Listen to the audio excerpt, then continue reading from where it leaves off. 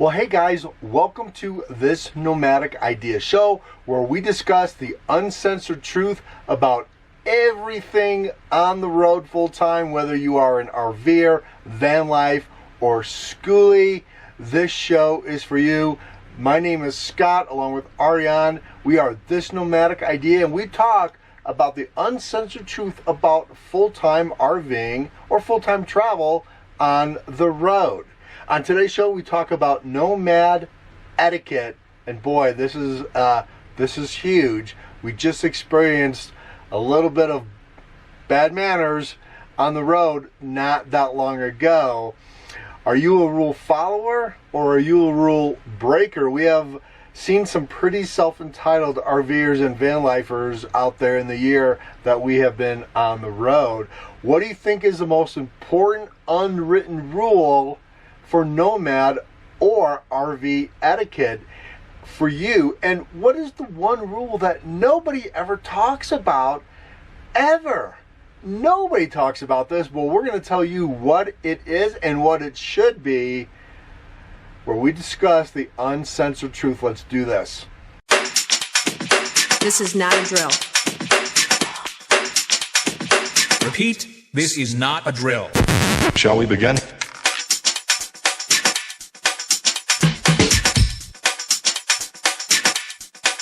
Let's begin. Shall we begin? Okay, our show is on both audio and video for both who like YouTube and who like to listen to an audio podcast. Our podcasts are always a little bit longer than our video. So go ahead and catch the podcast on Spotify, Amazon, Google Play, Podbean. We're on all of them, so you can listen to your This Nomadic Idea podcast. This is episode 16. So this is crazy, and I want to talk about this because this is a really important issue for, RVers, schoolies, van lifers, because it's pretty crowded out here, right? So last week we were in the Grand Teton National Park, and we found a beautiful boondocking spot. Of course, there were others there. We didn't have the place by ourselves, and we don't expect to have the place by ourselves anymore, right? Most of these campsites are on Campendium, freecampsites.net, and a bunch of other social platforms that let you find where BLM land is and free camping. Well, we had the beautiful background of the Grand Tetons. We were there with somebody else. When we drove up to their camp area, and it was a big area, we asked them, hey, do you mind if we park over here? We're parking as far away as we can from you. Do you have a problem? They said no issue. They were in an SUV and they had their tent set up, and so we parked. We had kind of a smoky view of the Grand Tetons, but yet we were able to see them good enough. We were getting set up, and a van lifer comes in from New York and literally pulls right next to our van. I mean, right next to it.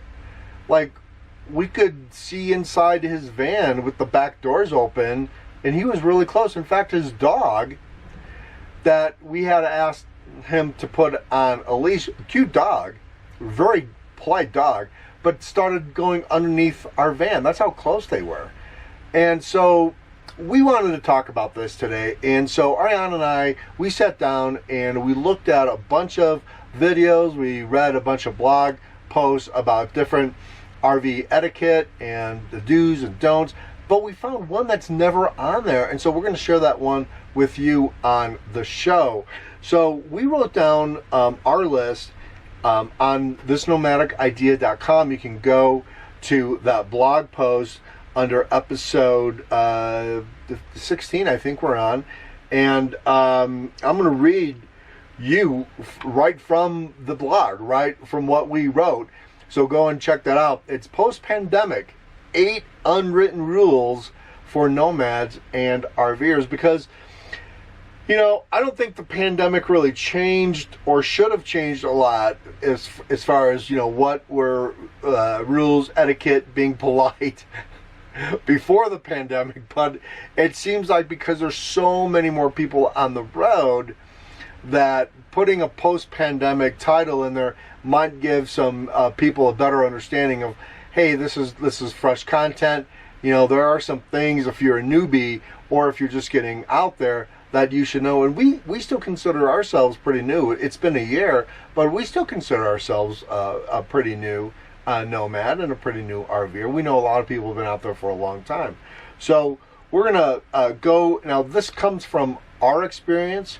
This doesn't necessarily mean it's going to be your experience, but we wanted to at least share this with you. And so from Ariane and I's perspective, we've been out in national forest campgrounds for a very, very long time. I mean, 20 years for me, and that includes backpacking and camping. And so one of the things that I don't really see a lot in the full-time travel as far as etiquette is everyone always says follow the RV park rules. Follow the RV park rules. Well, there's a lot more to that, and I think they should include the national forests, national parks, state parks, and wilderness areas. So that is our number one, that's our first rule, our unwritten rule, is follow national forest, national park, and state park rules and regulations, because guys, they're all different. All of them are different.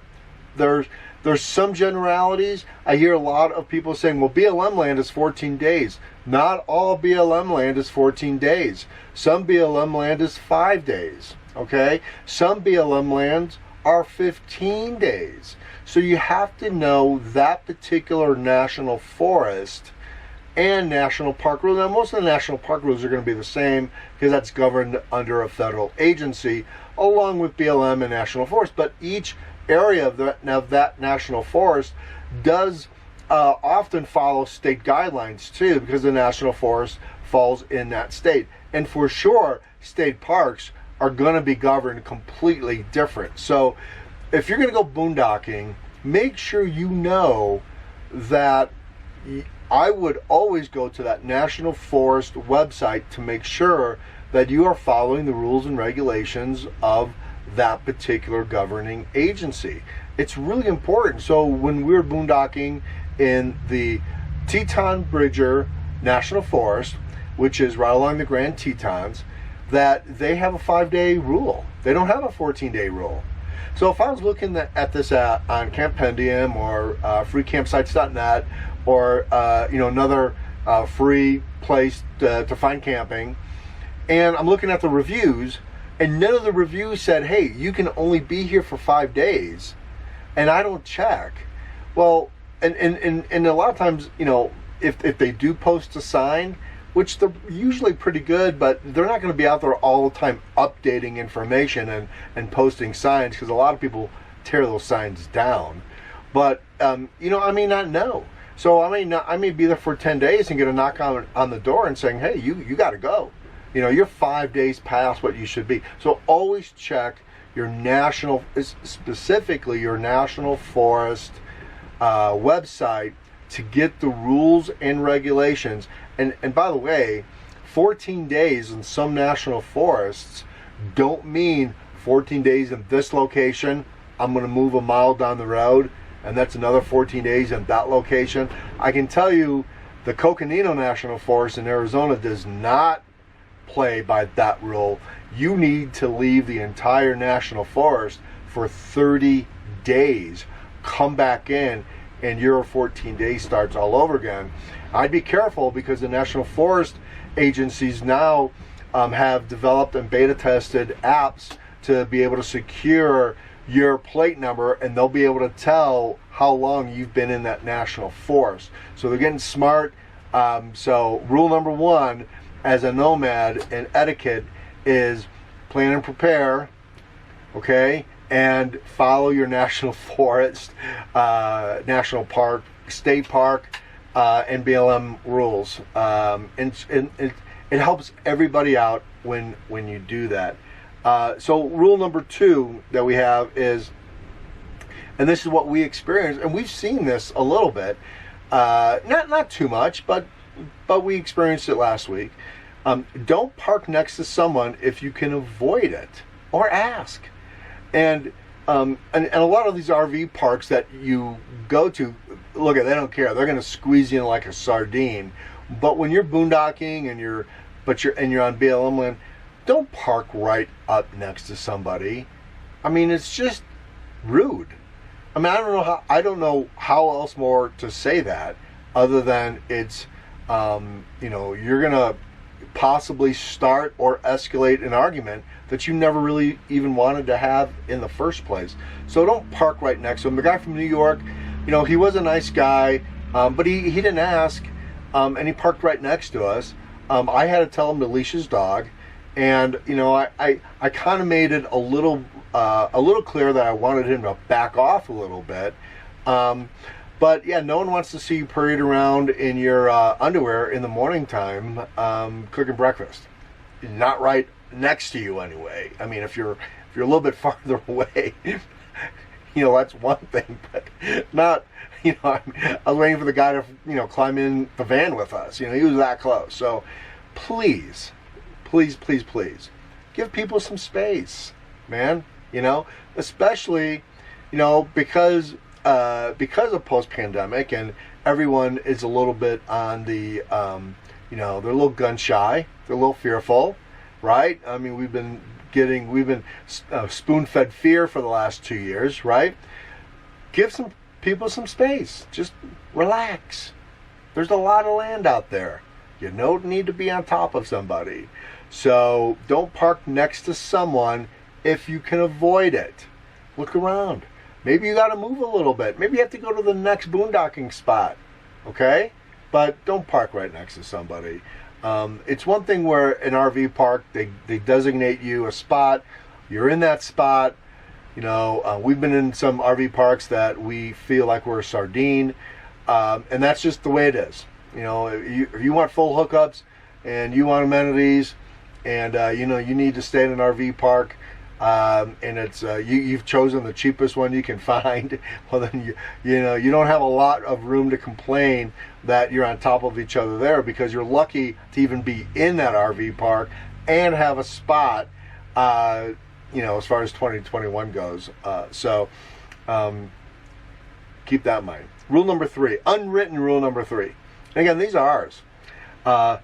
Respect other campers' space. This kind of goes into rule number 2. 2 and 3 are probably pretty close to each other, but for the love of everything holy, don't just look at backing up, pulling in, finding a spot, setting up. It requires a lot of focus, especially if you are the driver and you are backing up and your partner is out trying to direct you and trying to help you.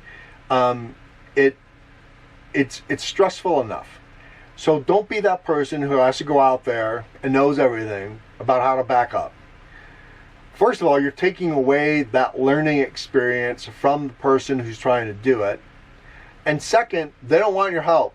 I guarantee you, when I'm stressed and I'm backing up and I got 10 other people coming up saying, okay, go out, go, I get, it's stressful enough. Just let me make a mistake, to the point where I'm not running over a fire hydrant or an electrical post or something like that, or a car, or I'm going to go off a cliff. Yeah, intervene. But for the most part, give people some space, let them set up, let them unwind a little bit, and then if you want to come over and talk to them, say, hey, how you doing? That's great.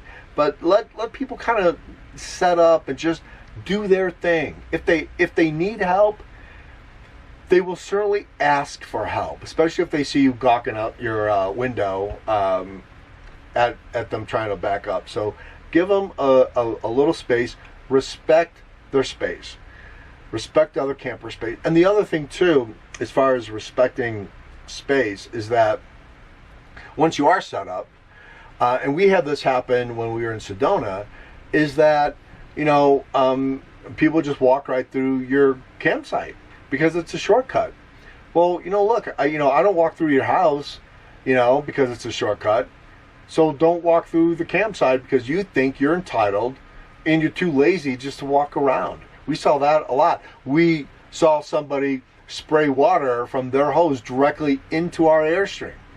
And so, I didn't say anything. It was just water. It was not a big deal. But, our Airstream was all wet. So I just politely went, got a towel and handed it to him and said, thank you for helping me wash the Airstream. So, but these are just so simple. And I don't know why people have a hard time not respecting other people's space. I don't know. Yeah, we've seen it a lot. It does bother me, but it is what it is. But if you can respect that other person's space, remember, you want your space respected. We want our space respected. Everybody has the same goal in mind. Respect each other's space, and I think it's going to be fine. So number 4, and this is a big one, is clean up after your dog and put your dog on a leash. It's not that hard. You and your dog are not entitled to anything more or anything less than everybody else is. Okay? Most national parks, national forests, state parks, they all have specific rules for your dog. Most of them are put your dog on a leash. Now, one of the reasons why national parks don't allow dogs in the backcountry is because dogs were running away chasing wildlife. And then, of course, the person would call 911, and of course the rangers would have to come out and do a search and rescue for your dog.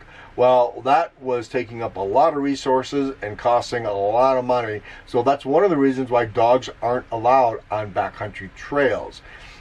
If you're in the campground, just put your dog on a leash. I don't care how nice your dog is. I don't care how friendly your dog is. I love dogs. I love animals. I'd love, come out. If you want me to pet your dog, I always ask, hey, can I pet your dog? It's very respectful. But the whole oh, my dog doesn't bite. Oh, my dog. Well, you know what?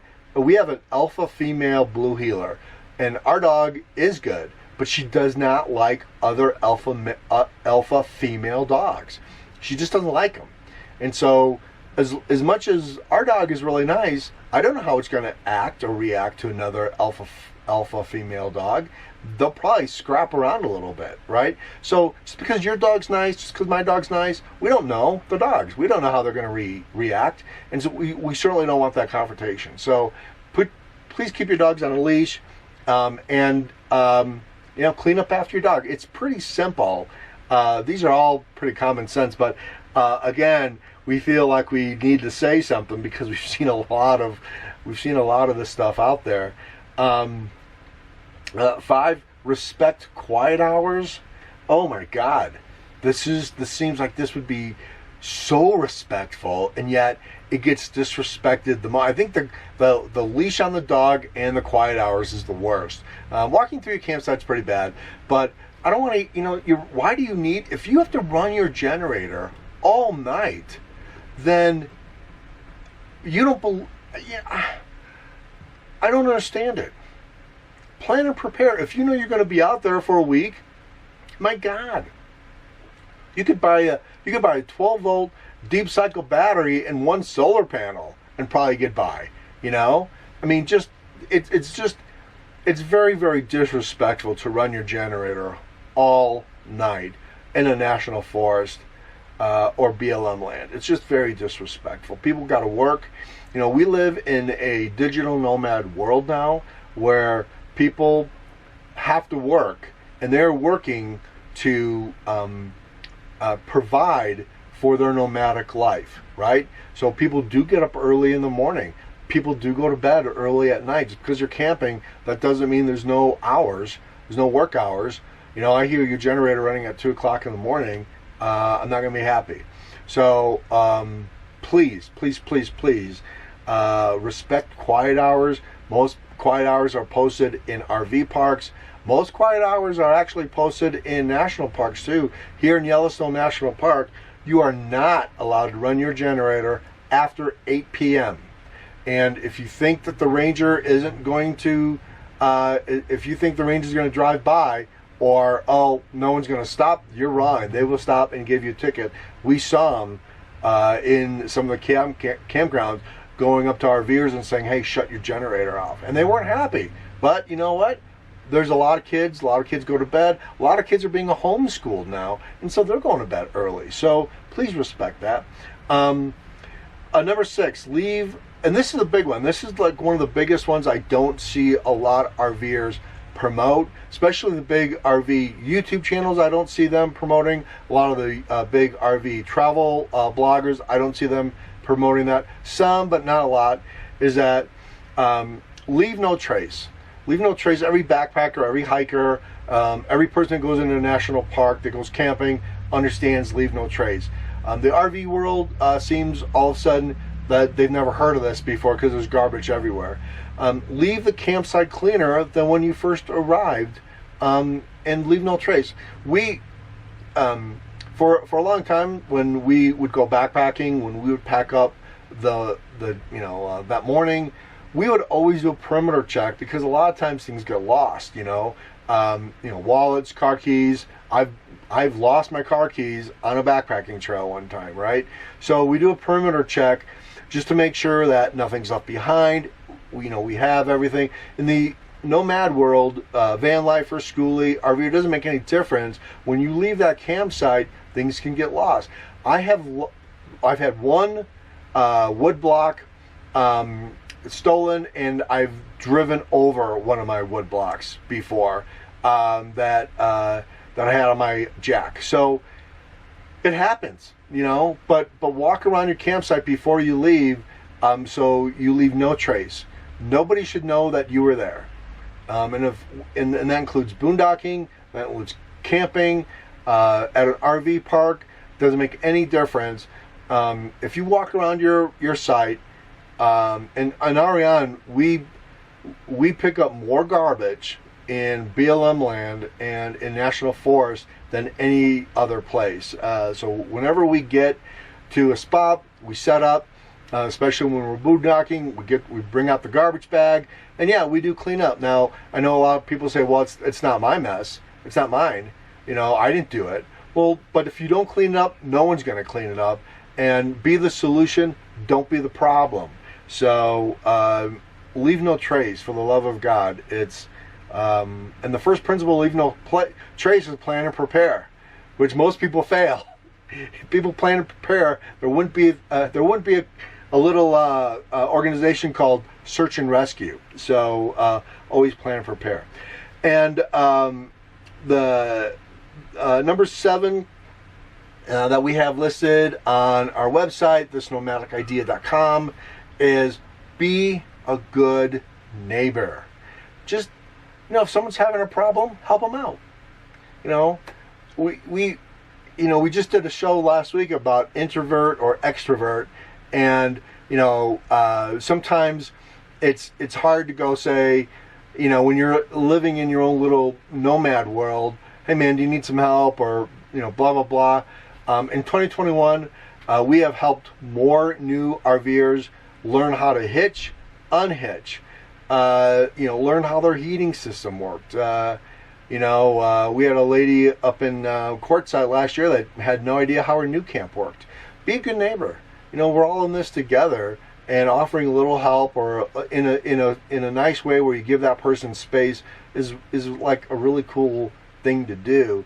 And be nice to people. My God, just be nice to them. And then, of course, the last one that we have is follow the golden rule. And the golden rule is, if you don't want to be treated rude, and if you don't want to have to, camp in a place where there's garbage, and if you don't want to have somebody park next to you, then don't do it to them. If you don't want to camp in trash, don't leave trash. If you don't want to be parked next to somebody, if you don't want someone to park right next to you, don't park because you feel entitled to the space.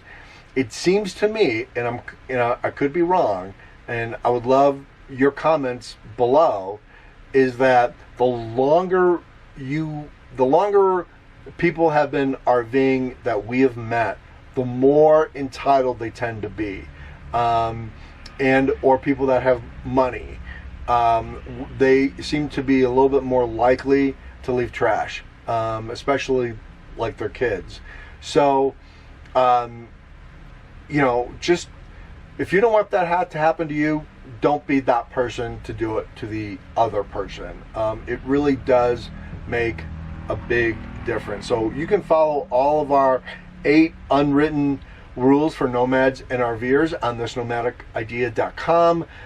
This is episode 16. We really appreciate everybody coming in and talking. We're going to continue the podcast on our on Apple Podcasts, on this Nomadic Idea podcast. Appreciate everybody coming in. Thank you guys so much. We'll see you next week. We'll talk to you later. Bye.